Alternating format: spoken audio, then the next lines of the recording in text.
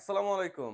আবার কিন্তু অ্যাভেলেবল হয়ে গেছে Lenovo ThinkPad এর এই ল্যাপটপটা। আমার হাতে যে ল্যাপটপটা আছে এটার ভ্যারিয়েন্ট হচ্ছে ডুয়াল ক্যামেরা ভ্যারিয়েন্ট, বাট আমাদের কাছে সিঙ্গেল ক্যামেরা আছে। যারা পেন সহ চাচ্ছেন, পেন সহ ভ্যারিয়েন্টও আছে। এটা পেন ছাড়া ভ্যারিয়েন্ট। তো কনফিগারেশন খুব সুন্দর আসছে। 8 GB RAM, 256 GB sorry 128 GB SSD, দুঃখিত ভুল হওয়ার কারণে।